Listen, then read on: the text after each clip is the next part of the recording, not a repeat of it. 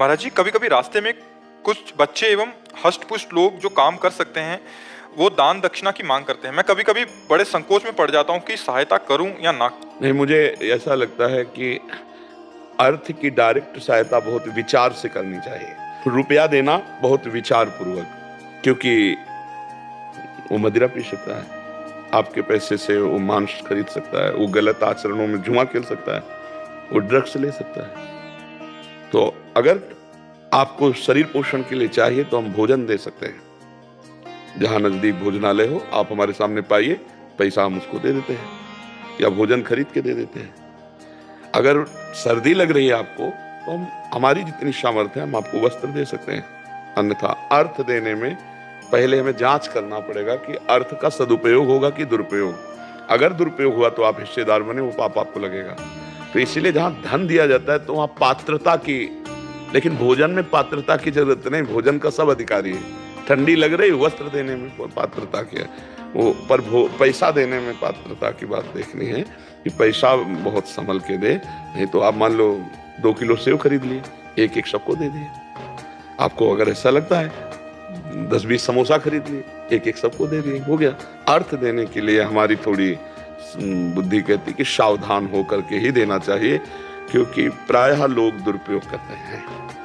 कोई अर्थ का सदुपयोग करता उन्हें प्रायः दुरुपयोग करते हैं। कोई न कोई व्यसन, कोई न कोई नशा आदि ऐसे ना। तो हम नशा के लिए पैसे नहीं कमा रहे। हमारा पेट भूखा है तो आप भोजन पा लीजिए, सर्दी लग रही तो हमें से जो बना वो हम आपको वस्त्र दे सकते हैं अंदर। आपने आगे लिखा है कि कुछ लोगों ने इसको व्यवसाय भी बना लिया। हाँ, बिल्कुल बिल्कुल व्यवसाय नहीं, बहुत तरह की सब।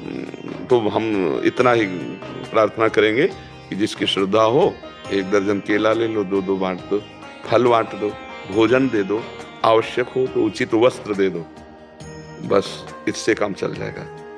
क्योंकि इतना जैसे जीव को अगर हम अर्थ, तो फिर जानकारी हमें होनी चाहिए कि अर्थ का दुरुपयोग करने वाला व्यक्ति तो नहीं है। अगर ऐसा है तो उसको हम अर्थ का सहयोग कर देते हैं। जैसे हमको तब से ज्ञान हुआ, दर्शन करने राधा वल्लभ जी के जा रहे थे तो एक बच्चा, एक महिला, एक छोटा बच्चा, एक पुरुष का बाबा जी सुनो सुनो। कहा जी, तो उनका मैं महाराष्ट्र का हूँ। जी बताइए। तो ट्रेन में हमारा मथुरा में सब कुछ लूट गया, मैं वृंदावन पैदल आया हूँ, तो यहाँ दर्शन भी कर लिए और वापस जाने के लिए पैसे नहीं दे सकते। और दूसरे दिन देखा वो दूसरे व्यक्ति को फंसा के खड़ा किए हुए, वो हमसे बात ही नहीं किया। वो तो जिस आदमी को फंसा रहे थे वो तो चला गया, वो हमसे बात ही नहीं किया, चल दिए। तो हमें लगा इनका मतलब व्यापार है, क्योंकि ऐसे मांगने में 10-20 रुपया देंगे और किराए की उसमें, अब बच्चा है, स्त्री है, बेटा है, तो लगता है कि बात सत्य होगी। हो सकता है इनकी जेब कट गई, हो सकता है इनकी बैग कोई उठा ले गया हो। मतलब फ्रॉड को पहचानना, क्योंकि फ्रॉड जो झूठ है, छल कपट है, इतनी सफाई से किया जाता है कि अपने लोग तो समझ ही नहीं सकते। वो तो अगर दूसरे दिन दिखाई नहीं देता तो हमारी समझ में नहीं आता। फिर हमें समझ में आया कि मतलब इतनी जोर का, तो हमको दान पुण्य बहुत संभाल के करना है, बहुत संभाल के करना है। बहुत से ऐसे जो मदिरा पान करते हैं, जो ड्रग्स लेते हैं, तो हमको अर्थ का बहुत सोच समझ के दान करना है। किसी का एक्सीडेंट हुआ है, अब वो कौन है मत देखो, उठा के ले जाओ, अस्पताल में ले जाओ, 10,000 50,000 लगा दो, कोई परेशानी नहीं। उस समय आवश्यक था और वो पात्र था, लेकिन वो बैठा है और पैसा मांग रहा है। आप उससे कहो 1 सेव ले लो, कहेगा नहीं, रुपया दे दो, 1 ही देना चाहते तो 1 ही दे दो। मतलब क्या है? मतलब क्या है भाई? भिक्षा में बैठे हैं तो जो मिला उससे अपना उदर पोषण के, भिक्षुक तो यही है कि जो मिला। लेकिन आप देखना, आप 2 केला देना चाहो तो मुश्किल हो, तो कहेंगे 1 रुपया देना चाहो तो 1 रुपया दे दो। पैसे की मांग होगी।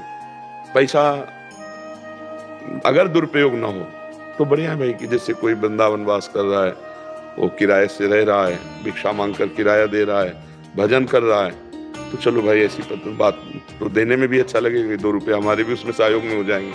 पर वो शाम के शराब पी के लुढ़का रहेगा, इसके लिए तो नहीं देना। ये जानकारी रखनी चाहिए, तभी धन देना चाहिए। धन को बहुत संभाल के पात्र को देना चाहिए, सुपात्र को, कुपात्र को नहीं देना चाहिए। ठीक है महाराज जी, डर इस बात का रहता है कि कहीं किसी फ्रॉड के चक्कर में किसी सही जरूरत वाले को कोई ना दे पाए। वो भगवान बता देंगे, भगवान बता देंगे। आप भगवान के नाम जप करो, आपकी दृष्टि में आ जाएगा ये आदमी वास्तविक कह रहा है। मतलब हम समाज ज्वाइन नहीं किया, जिंदगी में समाज यही ज्वाइन कर रहे हैं, आप ये समझ लो। नहीं तो गंगा किनारे के एक कोई गंगा स्नान जो मिल गया, खाया पिया, सर्दी गर्मी बरसात सब, हमें संसार का ज्ञान नहीं है। संसार का ज्ञान तो आप लोगों से हुआ है हमें, क्योंकि प्रवीण बुद्धि है, आपकी बात सुनते हैं, आपकी बात समझते हैं। अच्छा ऐसा भी हो रहा है, क्योंकि संसार में कभी नहीं घुसे, संसार में कभी घुसे ही नहीं। गंगा किनारे से काशी, काशी से वृंदावन, वृंदावन से अब समाज में, तो अब हमें समाज का ज्ञान हो रहा है। तो समाज का जब तक ज्ञान ना हो ना, तब तक चाहे जितना विद्वान हो, चाहे जितना वो मतलब व्यवहार के काम में नहीं आएगा। सोना शुद्ध जो है ना, उसका गहना नहीं बनता, उसमें मिलावट होनी चाहिए। तो जैसे शुद्ध ज्ञान, अब उसमें मिलावट हुई तुम्हारी, तब तुम हमारी बात समझ पा रहे हो। शुद्ध हितधाम में कैसा प्रवचन था?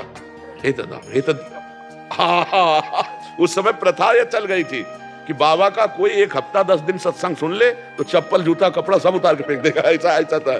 तो इसलिए जो सही आदमी होगा तो भगवान अंदर आपकी प्रेरणा कर देंगे कि इसको देना चाहिए। तो बहुत समस्या है, सत्य समझना भगवान की बस की बात है, अपनी बस की बात नहीं। तो भगवान से प्रार्थना करो, जब किसी को आवश्यक हो भगवान हमें संकेत कर देना, हम सेवा कर देंगे, क्योंकि वस्तु आपकी है और आपको ही देना है। तो आप संकेत कर देना, जहाँ से लेना वो आपको संकेत कर देंगे। धोखा नहीं होगा, अगर भगवान को साक्षी रखोगे तो धोखा नहीं होगा। नेत्रों में समझ में आ जाएगा फ्रॉड आदमी या सत्य आदमी। ठीक है।